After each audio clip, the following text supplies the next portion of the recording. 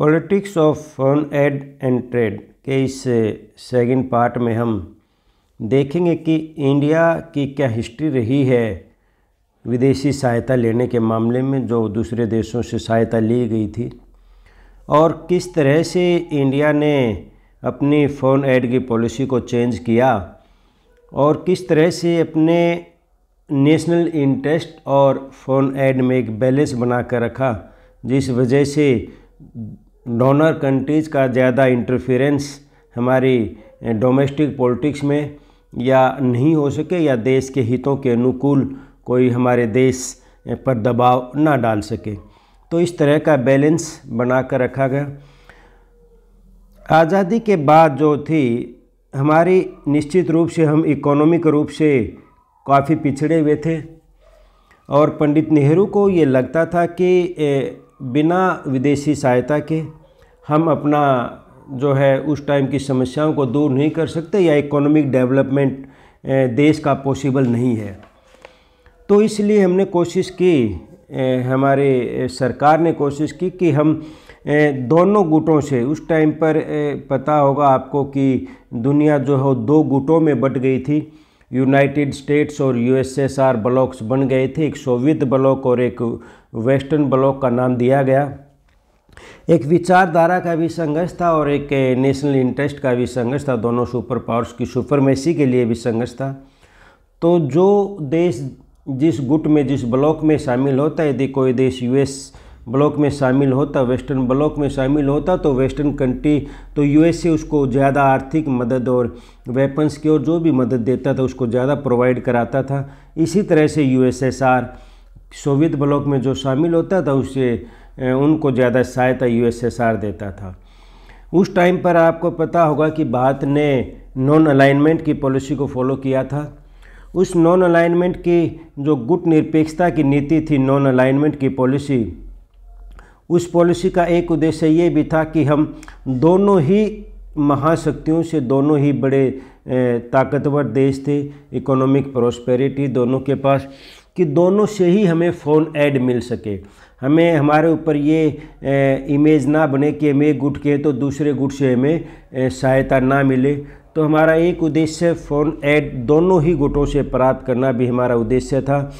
उस टाइम पर हमारा मुख्य फोकस जो था वो फूड सिक्योरिटी को लेकर था और इंफ्रास्ट्रक्चर डेवलपमेंट को लेकर था। इंडस्ट्रियल डेवलपमेंट पर फोकस किया गया, एग्रीकल्चर पर फोकस किया गया।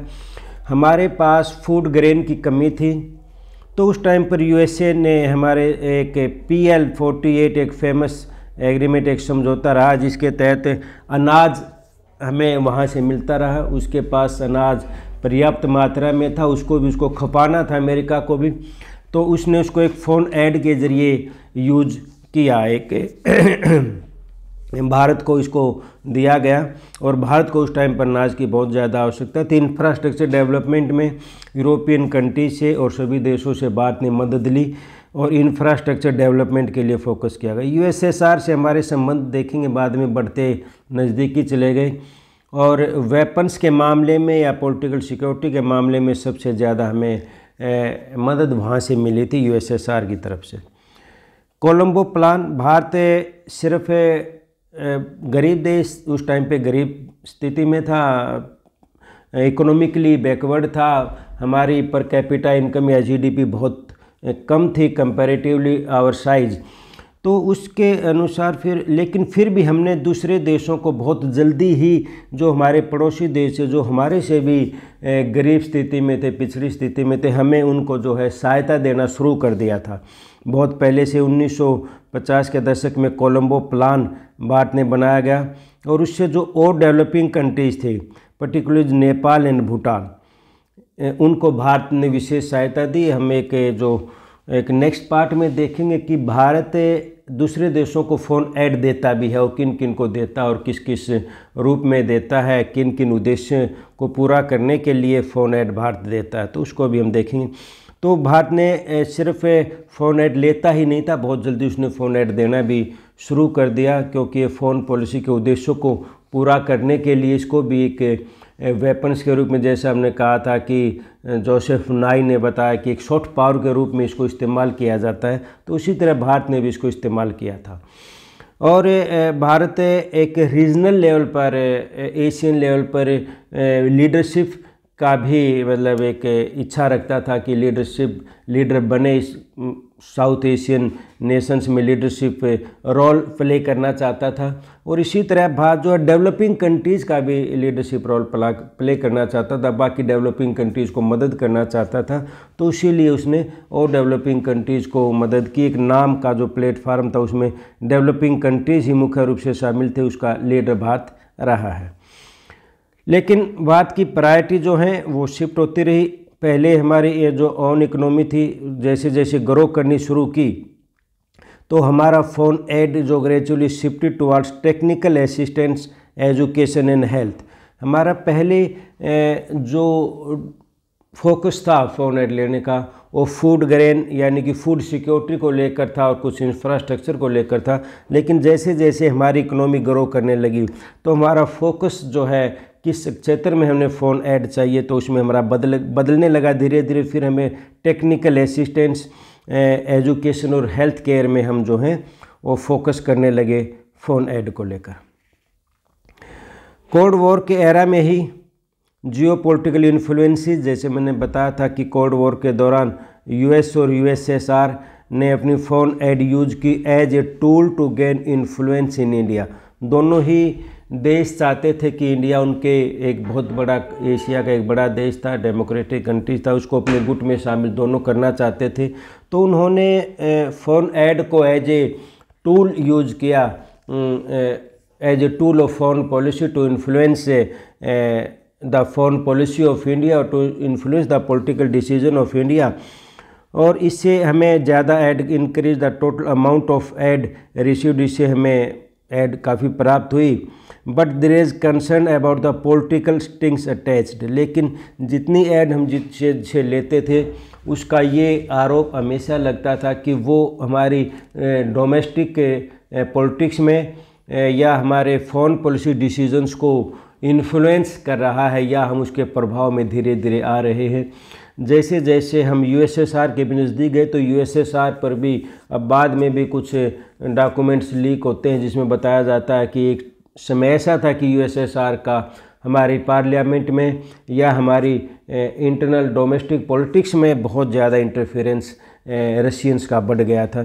तो इसी तरह एक बैलेंस बनाना पड़ता है कि अगर ज़्यादा ऐड किसी से आप लेते हो तो निश्चित रूप से उसका इन्फ्लुएंस हमारी फॉरेन पॉलिसी पर पड़ता है। और हमारी फॉरेन पॉलिसी का एक मेजर ऑब्जेक्टिव था, वो था इंडिपेंडेंट फॉरेन पॉलिसी अपनाना, यानी कि हम किसी के दबाव में फॉरेन पॉलिसी ना अपने नाम नॉन अलाइनमेंट पॉलिसी को भी हमने इसीलिए अडॉप्ट किया था कि हम किसी के दबाव में ना रहें। तो फ़ोन ऐड में भी हमने बैलेंस बना कर रखा कि हम ऐड भी प्राप्त करें, दैट इज़ नेसेसरी और essential for our economic development. लेकिन उसके साथ साथ हम चाहते थे कि पॉलिटिकली रूप से या फॉरेन पॉलिसी के फील्ड में हम किसी के दबाव में काम ना करें, हमारी इंडिपेंडेंट फॉरेन पॉलिसी जो हो बनी रहे। स्पेसिफिक सेक्टर पर हमारा फोकस रहा इस दौरान 1970 से 80 तक, वो था कि एग्रीकल्चर पर, एनर्जी सिक्योरिटी या पावर्टी एलिवेशन पर हमने फोकस किया। इस दौरान जो है पावर्टी एलिवेशन के प्रोग्राम, जैसे इंदिरा गांधी टाइम पर गरीबी हटाओ प्रोग्राम एक चला था, एक नारा चला था। हम एनर्जी के मामले में एक देश की इकोनॉमी को ग्रोथ करने के लिए ज़्यादा से ज़्यादा एनर्जी की आवश्यकता पड़ती है, तो इसके लिए प्लांट जो है इलेक्ट्रिक जो है हाइड्रो पावर प्रोजेक्ट लगाए गए। न्यूक्लियर फील्ड में भी प्रयास किए गए ताकि कि न्यूक्लियर एनर्जी भी डेवलप की जा सके हमारी एनर्जी डिमांड्स को पूरा करने के लिए। अब 1990s के बाद एक बहुत बड़ा बदलाव हमारी इकोनॉमी में, इंटरनेशनल एनवायरनमेंट में बहुत बड़ा बदलाव आया। और वो बदलाव क्या था इंटरनेशनल एनवायरनमेंट में? तो यूएसएसआर का disintegration and along this the end of cold war. तो एक जो 1945 से जो कोल्ड वॉर शुरू हुआ था, जो 1945 से और फिर 1990 तक जो चला था, 1990 तक वो कोल्ड वॉर समाप्त हो चुका था। इंटरनेशनल एनवायरनमेंट बहुत ही रैपिडली चेंज हो रहा था, बाईपोलर सिस्टम यूनिपोलर सिस्टम में बदल रहा था। उसी दौरान हमारे यहाँ डोमेस्टिक लेवल पर भी एक बहुत बड़ा बदलाव है। हमारी इकोनॉमी में हमारे फॉरेन रिजर्व बहुत कम रह गए थे, जिस वजह से हमने IMF और वर्ल्ड बैंक से मदद मांगी, जिन्होंने स्ट्रक्चरल एडजस्टमेंट के नाम पर हमें लिबरलाइजेशन या ग्लोबलाइजेशन फॉलो करने के लिए हमें फोर्स किया और हमने उसको एक्सेप्ट किया। तो लिबरलाइजेशन के बाद हमारी इकोनॉमी में कुछ सुधार आया और उस सुधार आने के साथ साथ जो है हमारी फॉरेन रिजर्व्स बढ़ने लगे, हमारी इंडस्ट्री डेवलपमेंट होने लगी, कई फील्ड में GDP हमारी बढ़ने लगी। तो उसके बाद हमारी जो है इकोनॉमिक लिबरलाइजेशन के बाद जो कंपनी की जो देश की डिपेंडेंस थी कंट्री के फॉरेन एड पर कम होने लगी। और कई मामलों में फिर बाद में देखें कि इंडिया ने फिर जो नेचुरल डिज़ास्टर या नेचुरल डिज़ास्टर और कई और मुद्दों पर फॉरेन एड लेना बंद कर दिया, कह दिया कि अब हमें विदेशी सहायता की आवश्यकता नहीं है। अब उसके बाद फिर हमने फोकस किया कि हम सिर्फ जो है प्रोजेक्ट बेस्ड या सिर्फ नेशनल इंस्टीट्यूशन से ही ऐड लेंगे। बाइलेटरल ऐड यानी किसी कंट्री से ऐड लेना हमने डिज़ास्टर मैनेजमेंट, डिज़ास्टर के समय पर या फूड सिक्योरिटी, एनर्जी के लिए उसने हमने ऐड लेना बंद कर दिया, ऑफिशियली बंद कर दिया। लेकिन कई और चैनल से हमारे पास ऐड आज भी आ रही है, foreign aids. Shift towards multilateral aid, हमने एक शिफ्ट ये हुआ कि बाइलेटरल ऐड की बजाय, यानी कि किसी एक पर्टिकुलर कंट्री से एक ऐड की बजाय हम जो है मल्टीलेटरल ऐड को फॉलो करने लगे। यानी जैसे कई है, जैसे कि एशियन डेवलपमेंट बैंक से एक न्यू डेवलपमेंट बैंक जो ब्रिक्स कंट्रीज़ ने बनाया था, उससे हमने जो है ये ऐड लेते हैं। और एक वर्ल्ड बैंक है, तो इनसे जो हमने ऐड लेना शुरू किया, यानी कि वो रास्ते हमने छोड़ दिए जो एक देश से लेते थे। ऐसा नहीं है कि सभी छोड़ दिए, आज भी हम जैसे जापान वगैरह से या अमेरिका वगैरह से, लेकिन प्रोजेक्ट बेस्ड ऐड हम ऐड लेते हैं उसमें। तो एक तो इंस्टीट्यूशन से वर्ल्ड बैंक, ADB मैंने बताया, इनसे हम लेते हैं। एक emphasise on project specific assistance, हम सिर्फ एक पर्टिकुलर प्रोजेक्ट पर स्पेसिफिक असिस्टेंस हम आज भी लेते हैं। जैसे जापान से हमें बहुत सारी ऐड जो ODA प्रोग्राम के तहत, ऑफिशियल डेवलपमेंट असिस्टेंट प्रोग्राम के तहत जापान से हमें कई प्रोजेक्ट में ऐड मिलती है, आज भी मिलती है बहुत ज़्यादा ऐड। जैसे दिल्ली रैपिड ट्रांसपोर्ट सिस्टम है, या गंगा जो है गंगा प्रोजेक्ट जो है, गंगा एक्शन प्लान प्रोजेक्ट, ये कई तरह के प्रोजेक्ट पर हम लोन आज भी प्रोजेक्ट स्पेसिफिक असिस्टेंस आज भी लेते हैं। ये project specific assistance multilateral add के रूप में भी होते हैं, ये बाइलेटरल ऐड के रूप में भी, यानी कि एक देश से भी हम लेते हैं। करंट ट्रेंड ये होगा, ठीक है। रिन्यूएबल एनर्जी, किस किस चीज़ पर हमारा जो गोल है, मुख्य रूप से स्पेसिफिक डेवलपमेंट गोल जो हम पूरा करना चाहते हैं फोन ऐड से, एक इंफ्रास्ट्रक्चर में फोन ऐड यूज़ करते हैं, renewable energy, climate change mitigation. तो ये कुछ सेक्टर हैं जहाँ पर हम पर्टिकुलर ऐड प्राप्त करते हैं। इंडिया एक डोनर भी हो गया। 2015 में इंडिया ने ये कहा, ये डिक्लेयर किया एक ऑफिशियली, एक सरकारी तौर पर, कि हम अब नेट डोनर हो गए हैं। नेट डोनर का मीनिंग ये है कि हम जितनी फॉरेन ऐड हम लेते हैं उससे ज़्यादा हम देते हैं। जैसे व्यापार में भी एक्सपोर्ट इंपोर्ट होता है कि कितना एक्सपोर्ट कितना इंपोर्ट करते हैं, उसके आधार पर व्यापार घाटा देखा जाता है। तो यहाँ भी फॉरेन ऐड में ये है कि हम जितनी मल्टीलेटरल इंस्टीट्यूशन से या बाइलेटरल ऐड या दूसरे देश से जितनी ऐड हम प्राप्त करते हैं, उससे ज़्यादा ऐड हम अपने पड़ोसी देशों को या और डेवलपिंग कंट्रीज़ को प्रोवाइड करवाते हैं। तो 2015 के बाद इकोनॉमिक रूप से जैसे बात की स्थिति जैसे जैसे मजबूत हो रही है, बात ने फॉरेन ऐड के मामले में लेने की बजाय देना ज़्यादा शुरू कर दिया है।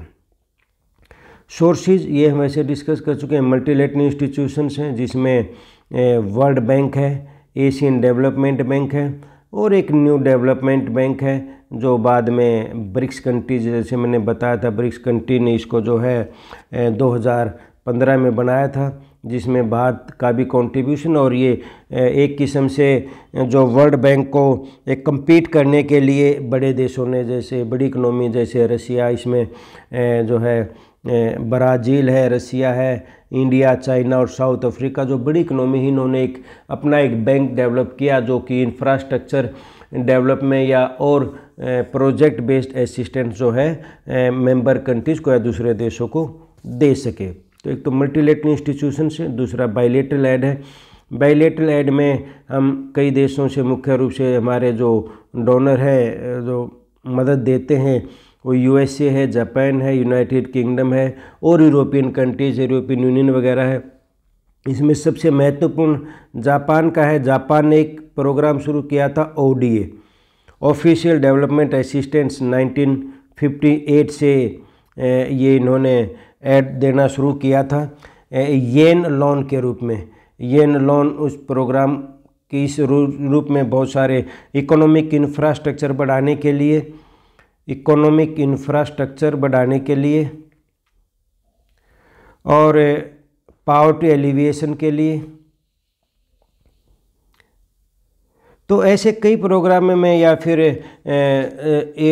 जो है इन्वायरमेंट प्रोटेक्शन के लिए कई क्षेत्रों में जापान ने बड़ी मात्रा में, आज भी जो बहुत सारे प्रोजेक्ट हैं जापान के येन लोन की मदद से ही हमारे देश में चले। तो सबसे ज़्यादा योगदान एक अमेरिका का ही बहुत बड़ा योगदान जो फोन ऐड के रूप में बात को रहा है। तो बायलेटरल ऐड है, हमने कहा ऑफिशियली बंद कर दिया, लेकिन प्रोजेक्ट बेस्ड आज भी चल रही है।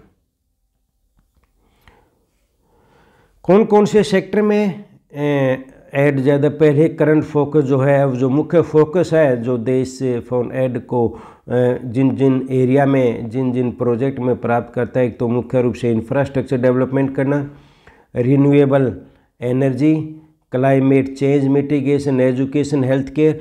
तो ऐसे सेक्टरों में हम आज ज़्यादा फ़ोन ऐड का यूज़ कर रहे हैं। पहले जब हम आज़ादी मिली थी 1947 के बाद, तो आज़ादी के शुरुआत के वर्षों में हमारा जो मुख्य फोकस था फूड सिक्योरिटी पर था, एग्रीकल्चर, एनर्जी और पावर्टी एलिविएशन पर। लेकिन धीरे धीरे हम शिफ्ट इन मुद्दों पर अब फ़ोन ऐड का यूज़ हम इन क्षेत्रों में हम कर रहे हैं।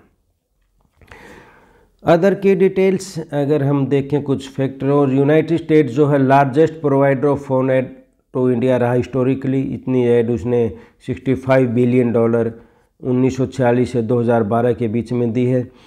इंडिया खुद जो है उस लगभग 100 कंट्री से भी ज़्यादा देशों को ऐड प्राप्त कर रहा है। इसमें सबसे ज़्यादा फोकस नेबरिंग कंट्रीज़ भी है, और नेबरिंग कंट्रीज़ में सबसे ज़्यादा जो है, जब देखेंगे हम नेक्स्ट पार्ट में, कि सबसे ज़्यादा ऐड जो है भूटान को दी जाती है। इसके अलावा बात और developing countries, African developing countries को भी फ़ोन ऐड प्राप्त करता है। प्रोजेक्ट करने में, इंफ्रास्ट्रक्चर डेवलपमेंट में या एनर्जी प्रोटेक्शन में, कई मामलों में भारत जो है और देशों को भी ऐड प्राप्त करवा रहा है। Indian government increasingly emphasize on self reliance and reducing dependence on foreign aid. तो हमारी ये फ़ोन पॉलिसी का एक उद्देश्य रहा है कि हम फ़ोन ऐड पर कम से कम डिपेंडेंट रहें और अपने रिसोर्सेज जो है खुद से जनरेट करें, सेल्फ डिपेंडेंट बने, लेने वाले ना बने बल्कि देने वाले बने, ज़्यादा डोनर, ज़्यादा देशों को मदद करें। तो ये हमारा जो है उद्देश्य रहा है, फ़ोन पॉलिसी का ये उद्देश्य रहा है इसको लेकर। Refusal to take foreign aid, एक भारत ने, इंडियन गवर्नमेंट ने कहा था कि हम फ़ोन ऐड नहीं लेंगे। फ़ोन ऐड लेने का मतलब ये था कि हम खासकर जो कंडीशनल ऐड होती हैं, एक तो उन्होंने मना कर दिया। हमने बायलेटरल ऐड को धीरे धीरे कम कर दिया, और हमने जो नेचुरल डिज़ास्टर के टाइम पर जो ऐड जो देश देते थे उनको हमने मना कर दिया। तो 2001 में माना जाता है कि भुज में हुई, जब अटल बिहारी वाजपेयी ने सभी देशों से रिक्वेस्ट की थी कि हमें सहायता प्राप्त करें इस नेचुरल डिज़ास्टर के समय पर। लेकिन उसके बाद हमने धीरे धीरे इस पॉलिसी को चेंज कर लिया। जैसे वेरियस ओकेजन्स पर हमने फ़ोन ऐड लेने से मना कर दिया। जैसे 2004 में जो है इंडियन ओशन में जो सुनामी आई थी, 2013 में उत्तराखंड में फ्लड आई थी, या 2014 में कश्मीर फ्लड आई थी, केरला। तो ऐसे कई मौक़ों पर हमने मना कर दिया रिफ्यूज़ल। 2017 में इंडियन गवर्नमेंट ने कहा कि हम 2015-16 में जो हमने बताया कि डोनर बन चुके हैं, हमने लिया ऐड कम है और प्रोवाइड ज़्यादा करवाई है, ये बातें हो चुकी हैं।